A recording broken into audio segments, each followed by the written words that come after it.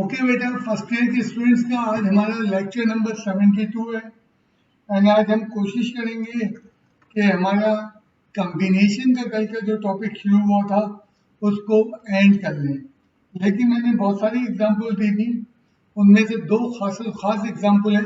आज तक नहीं आई कोई भी एग्जांपल, तो मैं उनको डिस्कस पहले करूँगा। एंड अगर तुम्हें कोई भी क्वेरी है, मतलब माशाल्लाह से बच्चों ने, अच्छे खासे बच्चों ने इन लास्ट 24 आवर्स में सवाल पूछे, एंड सवाल पूछना बहुत ज़रूरी है। अब इंशाल्लाह ताला हमारी नेक्स्ट वीक में मंडे ट्यूसडे वेंसडे क्लासेस होंगी, वो अप्रैल के अंदर होंगी। तो सबसे पहले वो एक एग्जाम्पल है, एग्जाम्पल नंबर 6/236। पहले तो देखो बात क्या है, ये जो कुछ हम चैप्टर कर रहे हैं इसके लिए हमें बैकग्राउंड नॉलेज चाहिए होती है। अब जैसे ये सवाल आया, इंग्लिश में आया, उसने किस बैकग्राउंड से बनाया, आप लोग उस बैकग्राउंड को समझ नहीं पाते। There are 7 posts vacant for which 3 must be held by the graduate and 2 by the undergraduate, while the remaining 2 are this and this। मैं यहाँ तक सवाल रोकूंगा, पहले तो समझाऊं। देखो हमारे यहाँ नहीं, बाहर की यूनिवर्सिटीज में जो है बच्चों से जब यूनिवर्सिटी में होते हैं तो उनसे यूनिवर्सिटी के काम करवाए जाते हैं। मसलन कुछ बच्चों को फला ड्यूटी दे दी, गार्डन साफ करो, इस तरह। अब वहाँ पे यूनिवर्सिटी में दो टाइप के बच्चे होते हैं, एक जो कि बैचलर की डिग्री लेने जाते हैं, उन बच्चों को हम क्या कहते हैं, अंडर ग्रेजुएट। और एक बच्चे वो होते हैं जो कि मास्टर की डिग्री लेने जा रहे होते हैं, तो उनको हम कहते हैं ग्रेजुएट, यानी कि उन्होंने बैचलर कर लिया होता है और वो मास्टर। तो ये ग्रेजुएट और अंडर ग्रेजुएट का पहले तो ये मतलब है। अब हम लिखेंगे देयर आर 7 पोस्ट है, तो 7 पोस्ट है। ये परम्यूटेशन का सवाल है बेटा, ये हम एक्सरसाइज 7.2 का कर रहे हैं। तो अब यहाँ पे लिखिए 7 पोस्ट, 7 पोस्टें हैं। और क्या भरने हैं इन पोस्टों को, 3 must be filled by graduate, आगे लिखिए 3 ग्रेजुएट प्लस 2 अंडर ग्रेजुएट, यानी कि 2 अंडर ग्रेजुएट। ठीक है, अच्छा अब पढ़ते हैं आगे। while the remaining 2 may be given to the either, अच्छा सॉरी 3 क्या है हमारे पास, अच्छा रिमेनिंग क्या, अभी तो पोस्टें पूरी नहीं हुई ना, तो कितनी पोस्टें बच गई, गौर करो। हमारे पास 3 2 5, 2 पोस्टें, तो 2 पोस्टों के लिए उसने कहा है कि 2 may be given to the either, तो 2 पोस्टों के लिए लिखो, आगे ही लिखो प्लस अंडर ग्रेजुएट और ग्रेजुएट।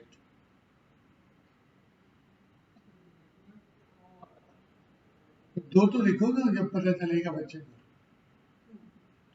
अब ये पोजीशन है, यानी 3 तो ग्रेजुएट को देनी है, 2 अंडर ग्रेजुएट को देनी है, और 2 चाहो तो ग्रेजुएट को और अंडर ग्रेजुएट को, जिसको चाहो तुम बांट सकते हो। If 10 graduates and 5 under graduates apply.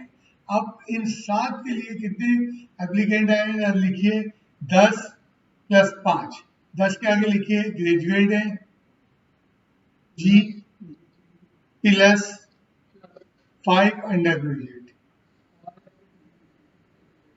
ठीक है, अब शुरू करते हैं हम अप्लाई करना। In how many ways this, तो सबसे पहले हम क्या करेंगे, number of ways to select 3 graduate, वो तो हमने 3 ग्रेजुएट लेना है, तो 3 ग्रेजुएट हम, अब ये बार बार कह रहा हूँ परम्यूटेशन का सवाल है बेटा, मिक्सअप ना कर देना। लिखो पी, कितने 10 में से, 10 में से 3 सिलेक्ट करना है, यानी कि प्लस, अब क्या सिलेक्ट करना है उसके बाद आपने अंडर ग्रेजुएट में से सिलेक्ट करने हैं। वो कैसे सिलेक्ट करेंगे आप सोचिए।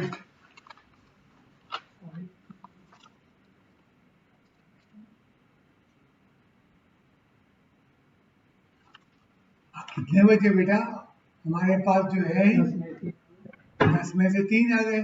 अगला में क्या सिलेक्शन करना है, पढ़ो ना। अगला में सिलेक्ट करना है दो ग्रेजुएट सिलेक्ट करने हैं। ग्रेजुएट कितने हैं? 5। 5 में से 2 आ गए। अब हमने देखो पहली शर्त पूरी की है। पहली शर्त है 3 ग्रेजुएट हैं प्लस। अब कितनी पोस्टें बच गई? क्योंकि हमें टोटल कितनी करनी है? 7 पोस्टें। तो देखो P2 टू सफिक्स में दुम में।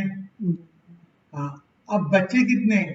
बचने के लिए हमने कहा है आइदर वो ग्रेजुएट हो इंटर ग्रेजुएट है। तो ग्रेजुएट हमारे पास 10 थे, 10 में से 3 सिलेक्ट हो गए, 7 ग्रेजुएट। देन उसके बाद हमारे पास अंडर ग्रेजुएट कितने थे? 5, 5 में से 2 सिलेक्ट हो गए, 3। तो अब ये कितने बच गए? 10। डॉट डॉट लगा दो, बाकी बच्चा खुद कर लेगा। थोड़ा सा सवाल को समझना है बेटा। और यही इस चैप्टर की अच्छाई या बुराई है। इसके बाद एक और एग्जांपल दूंगा मैं, वो रेडीमेड एग्जांपल। आज तक एग्जांपल नहीं आई है बेटा। इस तरह के सवाल आते हैं। वो चिड़िया वाला सवाल आ गया, वो भी अधूरा। अधूरा क्या है कि 5 चिड़िया जो है कैसे बैठेंगी, बस। और रिस्ट्रिक्शन वाला नहीं। तो सवाल तो बहुत आसान एग्जाम में आते हैं, हल्का हल्का सवाल होते हैं। चैप्टर है, सैकड़ों मेरे स्टूडेंट हैं जो 100 में से 100 अटेम्प्ट करके लाए। नहीं, अच्छा, ये हमने गलत सवाल लगा दिया, लगा दिया।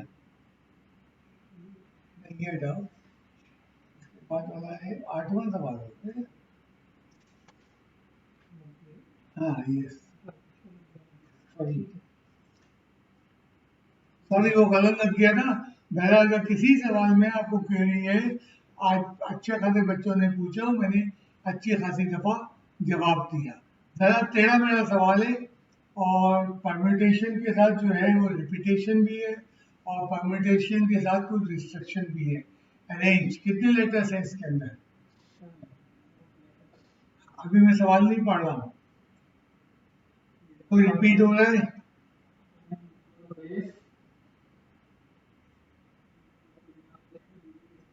बिल्कुल, नाम अपनी याद।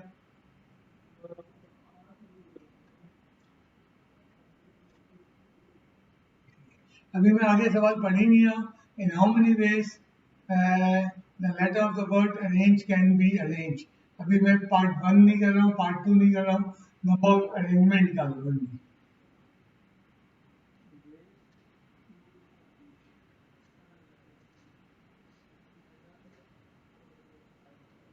फॉर्मूला लिखो, क्योंकि रिपीटेशन हो रहा है।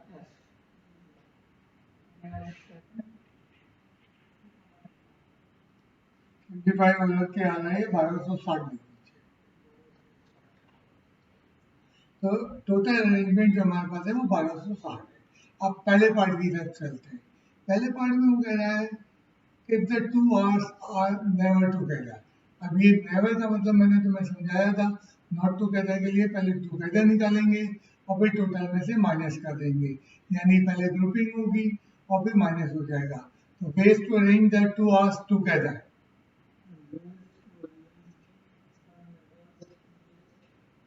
ठीक है।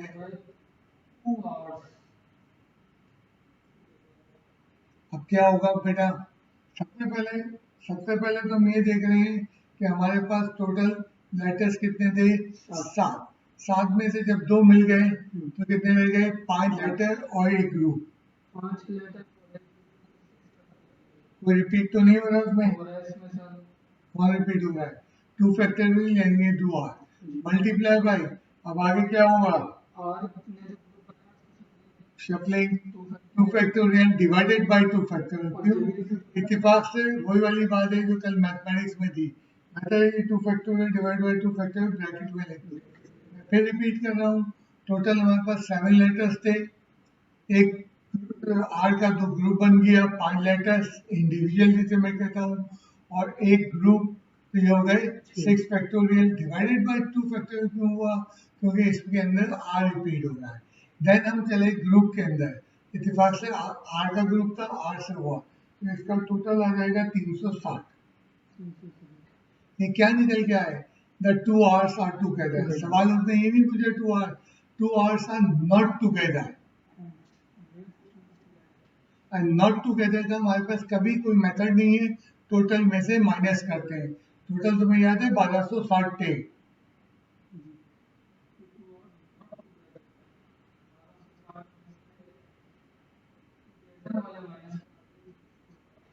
तो कितने बच गए?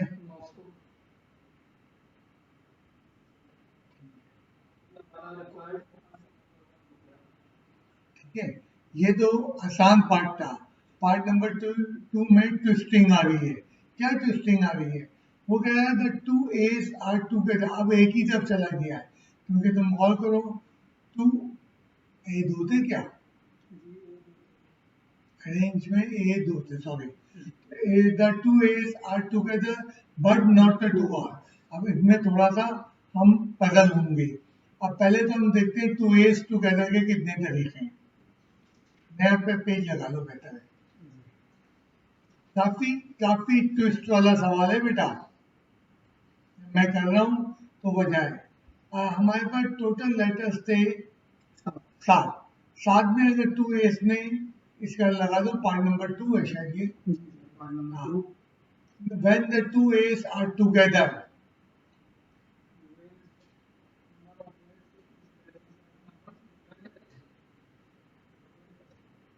अब 2 एस ने ग्रुप बना लिया।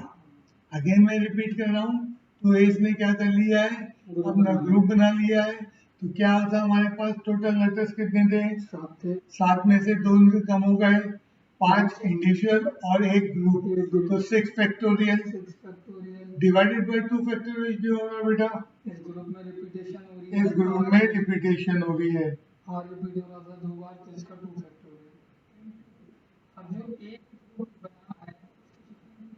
बिल्कुल ठीक है।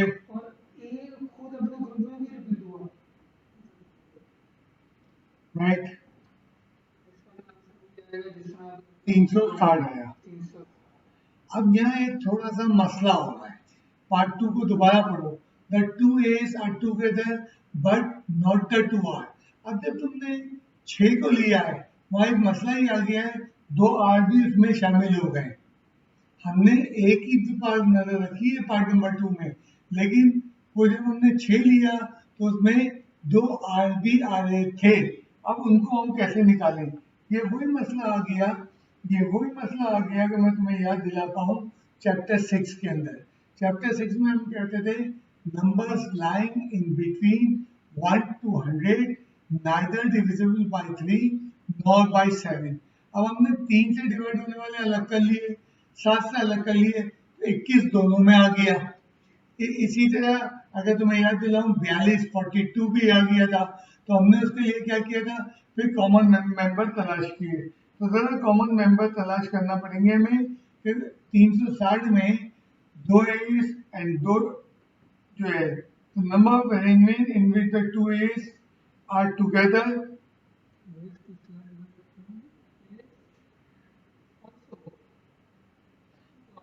हाँ, number of A's in which the 2 A's and 2 are together. अब एक नया काम करने जा रहे हैं। अब देखो सवाल घूम रहा बड़ी तेजी से। 2 एज, तो क्या हो गया? टोटल हमारे पास यार लेटर्स कितने थे? 7। 7 में 2 एज निकल गए, ठीक है। तो रह गए कितने? इंडिविजुअल कितने रह गए? 7 में से 2 निकल गए, 5। देन 2 आर भी निकल गए, 3, और 2 ग्रुप आ गए, 5 फैक्टोरियल। फिर रिपीट कर रहा हूँ जो नहीं सुना मैं। टोटल 7 लेटर्स थे, 2 ए ने कहा हम अपने साथ बैठेंगे, उनको निकाल दिया। 2 आर ने कहा हम अपने साथ बैठेंगे, उनको निकाल दिया। तो 7 में से 4 निकल गए, कितने बच गए? 3, जिनको मैं कहता था इंडिविजुअल। और एक ए का ग्रुप आया, एक आर का ग्रुप आया, तो डिवाइडेड बाई भी तो होगा, क्योंकि ये रिपीट हो रहा है।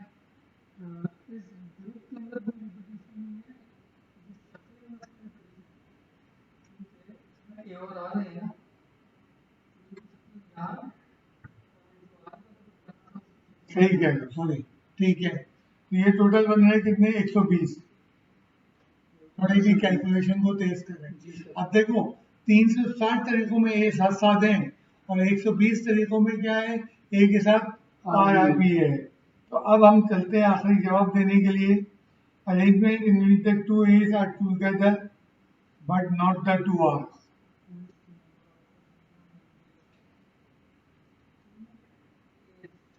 काफी काफी घूमता हुआ सवाल है बेटा। अगर तुम घूम रहे हो बिल्कुल ठीक घूम रहे हो। कराची में याद रखना 7वां चैप्टर कोई नहीं पढ़ा रहा है पूरा। ये तो बच्चों के ख्वाब ख्याल में भी नहीं है जो मैं इस वक्त बातें कर रहा हूँ। 240 तरीके किया है जिसमें मैं रिपीट कर रहा हूँ कि 2 एस एंड 2 आर जो है वो नॉट टुगेदर है। अब आखिरी पार्ट के लिए हमें कोई कैलकुलेशन नहीं करनी, इतना सारा डेटा आ गया है उसको समझना और जवाब देना। Last part number 3, number of arrangement in which neither two A's nor two R's are together. Total तरीके कितने थे? शुरू में हमने स्टार्ट में बताए थे। देखो number of arrangement in which the two A's and two R are not together.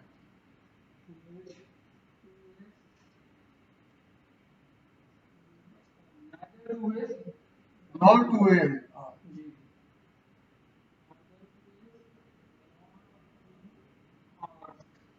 Total थे 1260 तरीके। माइनस 360 क्या निकले थे अगर तुम्हें याद दिलाऊं, जिसमें 2 ए साथ साथ थे। माइनस 360 के बाद लिखो 360 दोबारा। ये कौन सा है जिसमें 2 एस टुगेदर है और वो पार्ट नंबर 2 में निकले थे। 2 दफा 360 माइनस हुए। शाबाश। हाँ अब देखो क्या हुआ, इसमें क्या हुआ, इसमें क्या हुआ जब तुमने 2 दफा माइनस कराए तो वो मुश्तरका तरीके भी माइनस हो गए।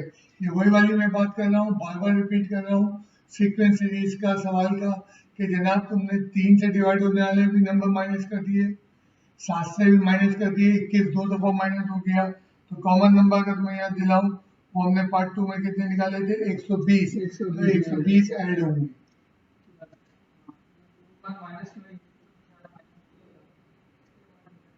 दो लगा दो बाकी मुकम्मल है। तो आप एक दोनों काम कर रहे हैं। बार बार मैं आपको यकीन दिला रहा हूँ, अभी नहीं 2 महीने बाद जब कोर्स सबके एंड हो जाए पूछिएगा। बच्चों को इस चैप्टर ही नहीं पढ़ाया जाता, कह दिया था बहुत मुश्किल है, अटेम्प्ट नहीं करना। और इक्का दुक्का प्राइवेट कॉलेज में जिस 3rd क्लास तरीके से पढ़ाते हैं मैं जानता हूँ। चलें आज के होमवर्क के ऊपर एक्सरसाइज 7.3 कम्बिनेशन के लिए मैं वहीं से आप लोगों को जोड़ना चाहूँगा कि कम्बिनेशन और परम्यूटेशन दो पड़ोसी जिनमें आपस में बहुत करीब कुर्बत है और किसी वक्त भी हादसा हो जाता है। मैंने कहा ना आप 2 मकान हो और बीच में दीवार ना हो तो क्या हादसा होगा। लेकिन उससे पहले ये डेटा क्वेश्चन है। अगेन इस सवालों का भी इस्तेमाल नहीं है हमारे कोर्स में, ये वही सवाल है। बार बार कहना हूँ चैप्टर 8 के कौन से सवाल हैं चैप्टर 8 के जिसमें द इक्वी डिस्टेंस वाले थे। तो इसमें अगर n पता चल जाए तो राइट हैंड साइड पे 27/n की वैल्यू निकल आएगी। फॉर्मूला बोलो इसका क्या होता है?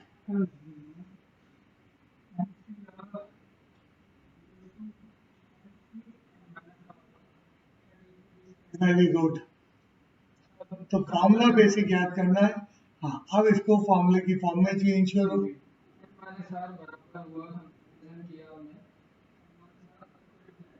Very good.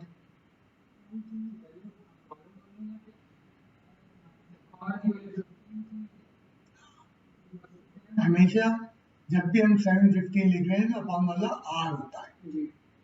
n25 आ गया और अब इसको सामने लाइन खींचो और अब वर्किंग बड़े आराम से हो जाएगी। थोड़ा सा कंफ्यूजिंग इस सवाल में ये है कि यहाँ n r के बराबर है लेकिन वो इत्तेफाक से उसने n ही कहा हुआ उसको।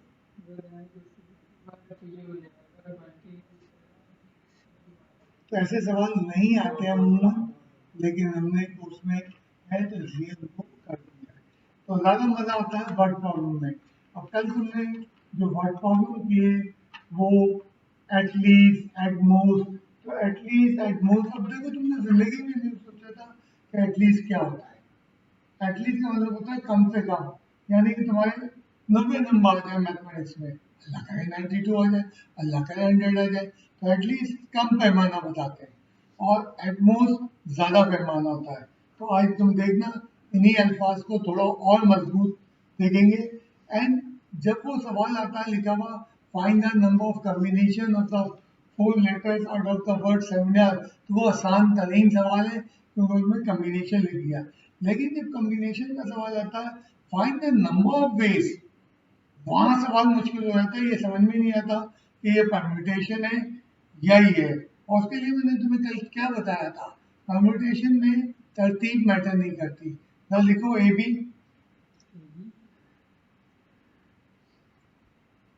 और B A, this is permutation. आगे लिखो परम्यूटेशन और लाइन डालो आगे लंबी सी, लिखो A B, this is called combination. मैंने कल तुम्हें समझाया था पाकिस्तान इंडिया का मैच हो रहा है, तो वो ए बी और बी ए नहीं होता है, वो तुम पाकिस्तान वर्सेस इंडिया लिखो, इंडिया वर्सेस पाकिस्तान, एक है दो नहीं है, परम्यूटेशन में ये दो है। चलते हैं नेक्स्ट क्वेश्चन की तरफ। तुम्हारे होमवर्क के शायद सवाल थे। इन हाउ मेनी ट्राइंगल, अब तक सर एक मिनट आगे चलने से पहले ट्राइंगल का नाम लेते हैं, थोड़ी लिखो ट्राइंगल बना दो, ए बी सी नाम लिखो, 3-4 नाम लिखो ट्राइंगल की ए बी सी। नहीं नहीं बनाओ नहीं, सिर्फ नाम लिखते जाओ ए बी सी। नीचे और क्या लिख सकते हो इसका नाम, और एक और नाम है, ये सब एक ही है बेटा। तो ट्राइंगल में किसी को वर्टेक्स को पहले पढ़े किसी को बाद में, तो आगे लिख दो कॉम्बिनेशन ब्रैकेट लगा के। Triangle is a combination. ठीक है, आप फ्रेश पेज ले लीजिए सवाल शुरू। ट्राइंगल क्या होता है, एक लाइन में 3 पॉइंट से जो है 3 पॉइंट ज्वाइन करने से, नॉन कोलिनियर पॉइंट ज्वाइन करने से ट्राइंगल बनता है। How many triangles can be determined by the 12 point in the plane if the points are used to be as the vertices and if no 3 points lies in, पहला part लिखिए और ऐसा करें plane में 12 point है, कितने point है, 12 point दिखाइए, कोशिश कीजिए एक लाइन में ना, एक डॉट लगाइए, फिर दूसरा डॉट दूर दूर कोलिनियर ना हो, फिर तीसरा पॉइंट कोलिनियर ना हो। ये समझाने के लिए कर रहे हैं बेटा, हाँ कोलिनियर ना हो, 12 पॉइंट लगाना है हमें।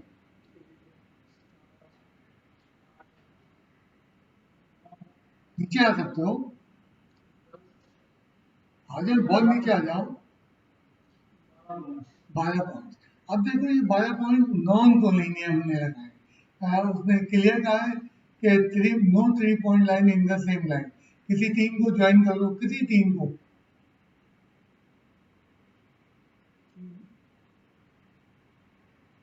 बेटा एक लाइन में करोगे तो ट्रायंगल कैसे बनेगा, तुम क्या कर लो जोएल, तुमने नीचे वाला सत्यानाश कर दिया, तीनों पॉइंट को काटो, तीनों को काटो, फ्रेश ले लो। मतलब ये तो सोचो ना, ट्रायंगल की डेफिनेशन क्या है, घबरा क्यों लो।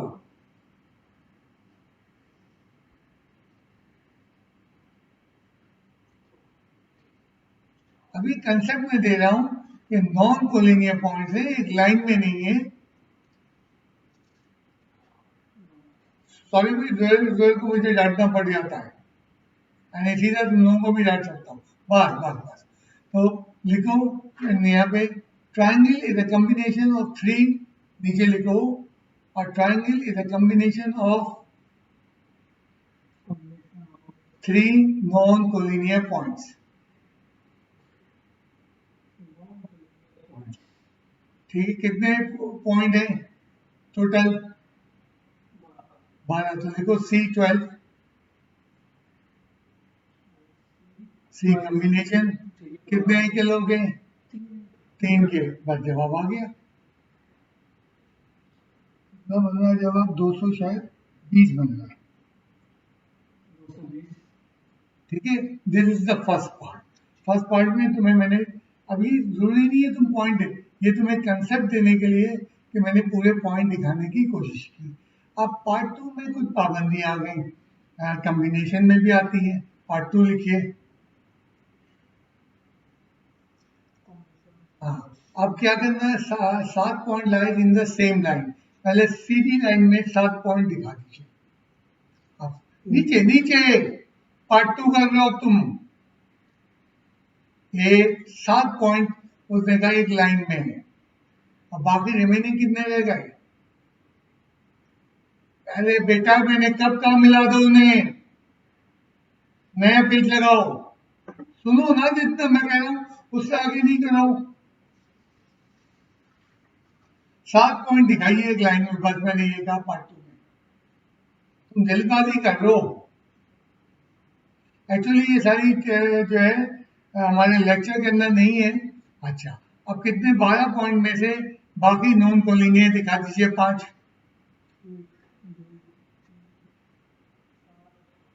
5। अब देखो ट्राइंगल जो है कोलिनियर पॉइंट ज्वाइन करने से नहीं बनता। अब इसकी शराइत देखना क्या होगा। या तो एक कोलिनियर होगा यानी कि 7 में से, और बाकी नॉन कोलिनियर होंगे। अब देखो ABC पार्ट बन रहा है। दूसरा क्या होगा, या तो 2 पॉइंट कोलिनियर होंगे, कोलिनियर माने सीधी लाइन के, और 1 पॉइंट नॉन कोलिनियर होगा। या तीसरा केस होगा कि बाकी 5 नॉन कोलिनियर को ज्वाइन करेंगे। तब लिखिए ए case, when all points are, हाँ देखो कंडीशन बन रही है, when all points are non collinear। मैं नॉन कोलिनियर से पहले चल रहा हूँ। कितने नॉन कोलिनियर पॉइंट्स है बेटा? 5 हैं। तो C53, क्योंकि ट्राइंगल हमेशा 3 पॉइंट से बनता है। तो C53 की कैलकुलेशन क्या बन रही है हमारे पास आके?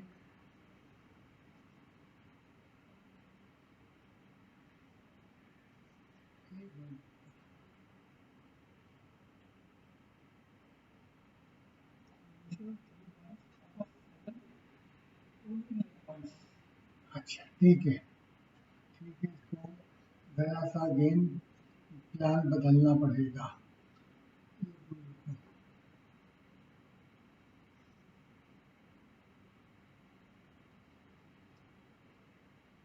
अच्छा, इसमें देखो एक लंबा तरीका मैं सोच रहा था, इसका एक सादा तरीका है। इस पूरे स्टेटमेंट को काट दो, ए वाले को पूरे। देखो जो हमारे कोलिनियर पॉइंट है वो ट्राइंगल नहीं बनाएंगे। कौन से कोलिनियर पॉइंट है? 7।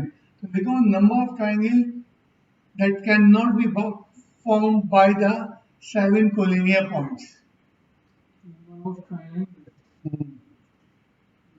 Cannot be formed। अब देखो कई लॉजिक बन रही है। जो मैं कह रहा था वो रॉन्ग नहीं थी, काफी लंबी थी, तो मैंने लॉजिक चेंज की। नंबर 7 पॉइंट्स, कितने ट्राइंगल बनेंगे? तो वो बनेंगे 7 में से 3 वाले। कितने बन रहे हैं? 200, सॉरी ये बन रहे हैं 35। ये 35 नकारा ट्राइंगल है। क्यों नकारा है? कि एक स्ट्रेट लाइन के अंदर ट्राइंगल नहीं बनता। अब याद करो पार्ट 1 में कितने टोटल ट्राइंगल बने थे? 220 में से माइनस कर दो तो वो ट्राइंगल निकल आएंगे जो के बन रहे हैं। Hence number of triangle form. आई बात समझ में? हमने पहले जो ट्राइंगल नहीं बन रहे थे उनको कैलकुलेट करके टोटल में से माइनस कर दिया।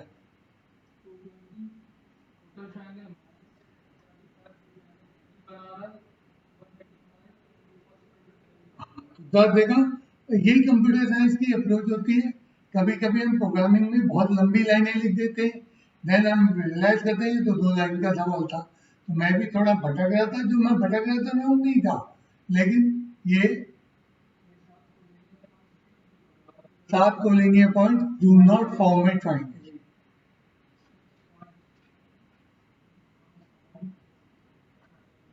अब देखो कैसी कैसी नॉलेज आपके पास आ रही है। तो नेक्स्ट क्वेश्चन क्या, प्लीज मेहनत करना है। एक गरबा होता है बेटा, मुझे जो चीज मुश्किल लगती है मैं खुद उसमें घंटों लगाता हूँ, मैं जो भागता है जिंदगी में वो कभी कामयाब नहीं होता। अगला सवाल तो लाओ बेटा, ये पिछला सवाल है शायद। अच्छा, in a paper of mathematics there are two sections consist of 5 questions. Every examinee has to do 6 questions. In how many ways can he answer if he cannot attempt more than 4 from each one section? अब देखो इस सवाल के अंदर कहीं नहीं पता चल रहा है ये कॉम्बिनेशन का सवाल है कि परम्यूटेशन का। डेफिनेटली इसमें अरेंजमेंट की बातें नहीं कर रहा है, बड़ा बारीक सा पर्दा पड़ा हुआ है जो बता रहा है। मैथमेटिक्स के पेपर में 2 सेक्शन है और क्या करना है, 5 सवाल है बी, एंड टोटल कितने करने हैं हमें, 6 फ्रॉम बोर्ड। अब उसमें कंडीशन लग रही है, in how many ways can he answer questions, क्या कितना है, नॉट मोर देन 4 फॉर्म है। तो अब इसके देखते हैं क्या क्या कॉम्बिनेशन हो सकते हैं।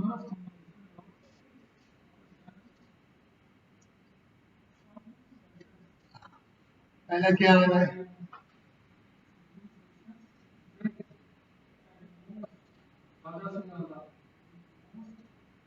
हाँ बिल्कुल सही कहा, एडमोस वाला सवाल। अब तुम चाहो तो इनको अलग अलग कैलकुलेट करो, तुम चाहो तो इनको डायरेक्ट कर सकते हो। तो मैं डायरेक्ट पे आ रहा हूँ। पहले से हमने कितने अटेम्प्ट किए,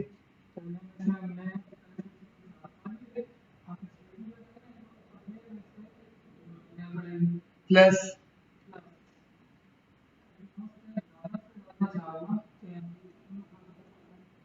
दूसरे में से, चाहो तो इनको अलग अलग लिख लो। हाँ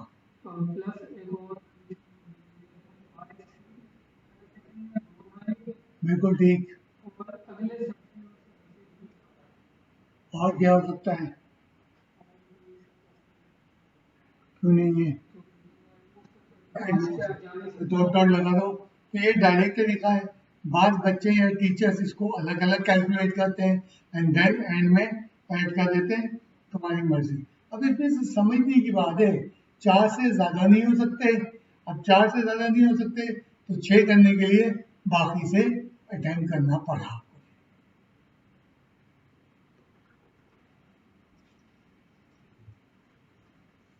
बड़े अच्छे अच्छे सवाल हैं बेटा, मतलब दिमाग जो है खुलता जाएगा।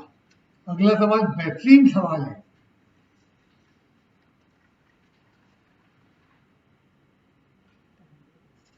पहले से सवाल पढ़ते हैं। 10 बॉल्स ऑफ डिफरेंट कलर है, यानी कि कोई में रिपीटेशन नहीं है।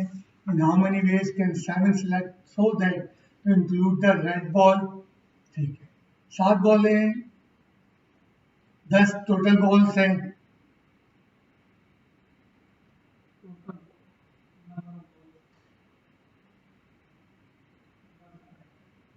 और उसमें से हमें क्या करना है, पहले तो ना मैं पार्ट 1 कर रहा हूँ ना पार्ट 2 कर रहा हूँ, मैं 10 में से 7 बॉलें सिलेक्ट करने जा रहा हूँ।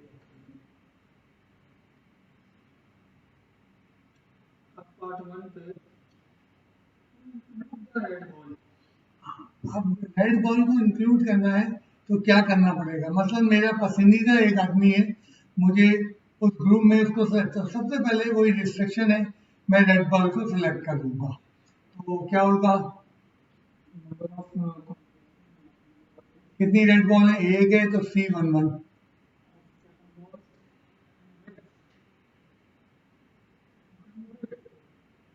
तो जो मेरा पसंदीदा चीज है मैं सबसे पहले उसको सिलेक्ट करता हूँ, और पसंदीदा चीज इत्तेफाक से एक ही है, C11 मल्टीप्लाई बाय।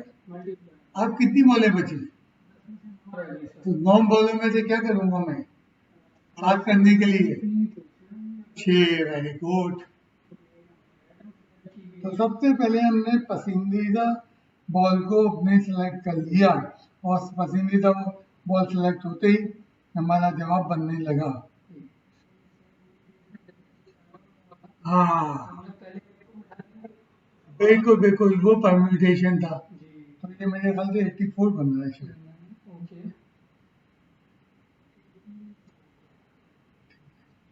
अच्छा, अब इसका जो है हमारे पास दूसरा पार्ट क्या कहता है, to exclude the white and black ball. अब मुझे दो आदमी पसंद नहीं है, पार्ट टू लिखो। फिर वही लिखो 10 balls.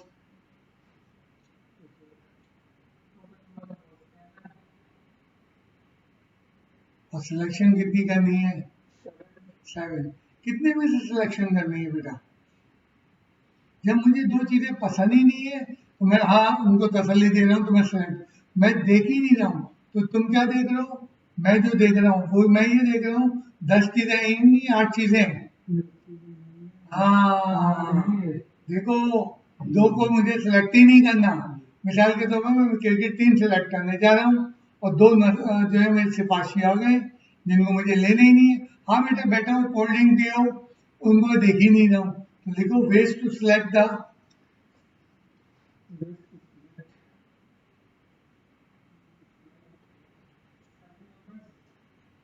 Excluding white and black ball. Total हमारे पास 10 नहीं है। अब टोटल कितने हैं? 8 हैं। अब कितने सिलेक्ट करने हैं? 7। ये एक्सक्लूडिंग का केस है। देखो, इंक्लूडिंग एक्सक्लूडिंग में कितना शानदार तरीका बताया है कि जब चाहो उठा के फेंक दो, किक आउट कर दो।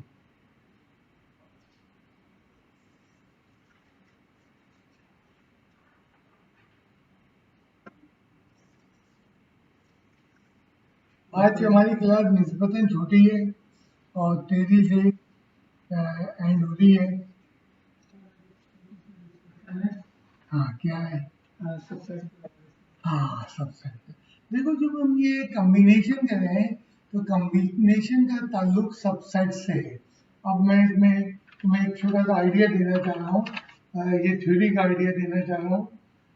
नाम लिखो, का सवाल नहीं है क्या?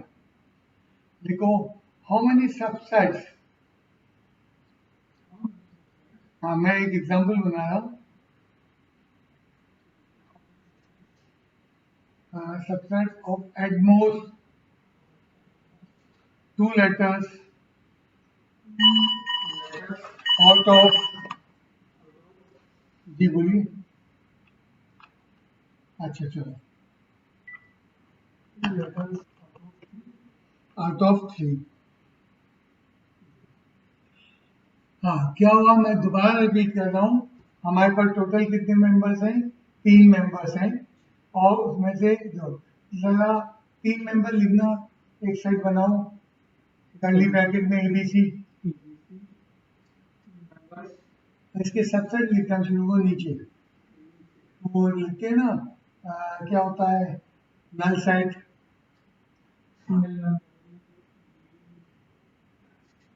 थोड़ा सा कॉम्बिनेशन का सेट से ताल्लुक बयान करने की कोशिश कर रहा हूँ।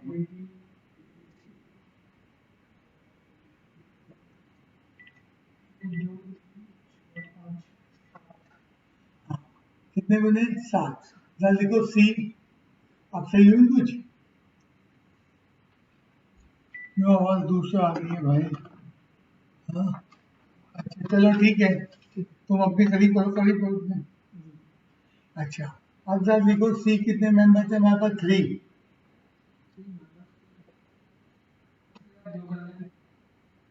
सिलेक्ट हमने कितने किए? प्लस 3 में से एक भी तो हुआ है।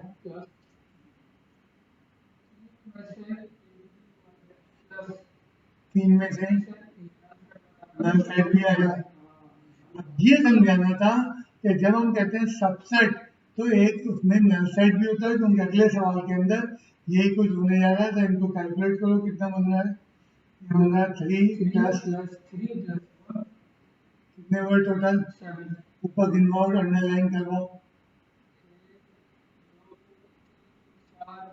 इसका मतलब मैं तुम्हें बताना चाह रहा हूँ, एक हमेशा कॉम्बिनेशन में नल साइड भी आने के इम्कानात होते हैं। तुम्हारी तवज्जो मैंने इस तरह करवाई है। मेरे ख्याल से आज का आखिरी सवाल आ रहा है। जी सर, शुरू करते हैं, बिस्मिल्लाह करिए।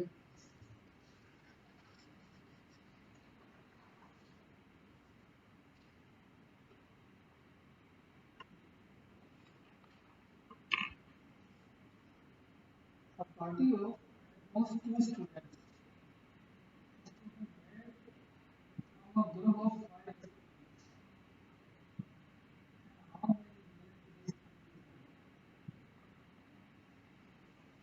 ठीक है, अब पार्टी ऑफ क्या था? एडमोस्ट, ज्यादा ना कितने स्टूडेंट्स हो? 2। कहाँ से बन रही है? 5 में से। अब देखना, 5 में से 2 भी हो सकते हैं। एडमोस्ट का मतलब क्या हो सकता है? 1 भी हो सकता है और 0 भी हो सकता है। अब ये बच्चे के दिमाग में बड़ा मुश्किल से आता है, 0 क्यों हुआ? भाई मैंने पार्टी में लोगों को बुलाया था, कोई आदमी नहीं आया, मैंने अकेले पार्टी कर ली। ठीक है, तो चलते हैं।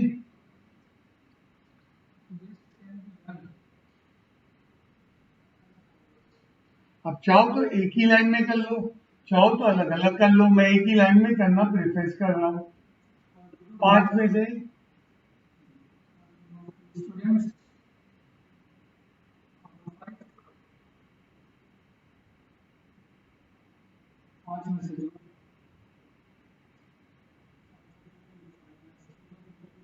अभी अलग अलग कर रहे हैं। ठीक है, तो पहला तरीका ये था कि मेरी पार्टी में 2 अफराद आ गए। ये भी हो सकता है एक ही आए।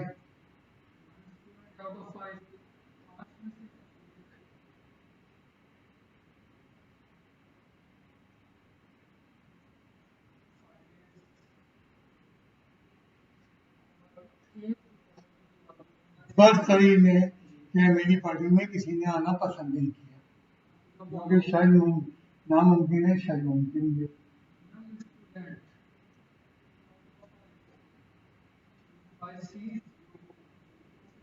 भाई ये मैंने तुम्हें सबसेट के कंसेप्ट में समझाने की कोशिश की थी। हमारे कम्बिनेशन में तो टोटल लिखो। शुरू में कितने आए? 10।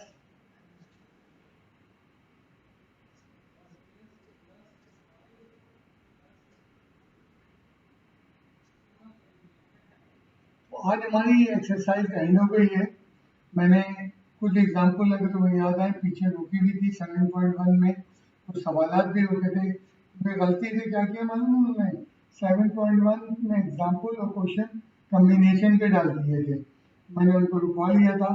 इंशाल्लाह ताला मंडे को डिस्कस करते हुए मुझे पूरी उम्मीद है अगला एक्सरसाइज 7.4 में दाखिल हो जाएंगे। याद दिलाऊं, 7.4 कोर्स में नहीं है, बट तुम्हारे एप्टीट्यूड टेस्ट में 7.4 सबसे ज़्यादा आती है। मुझे उम्मीद है मंडे को मैं आधा घंटा लगाऊंगा, 7.4 पूरी नहीं कराऊंगा, इतनी कराऊंगा कि एप्टीट्यूड पे जब आप लोग पहुंचे तो आप लोग कर सकें।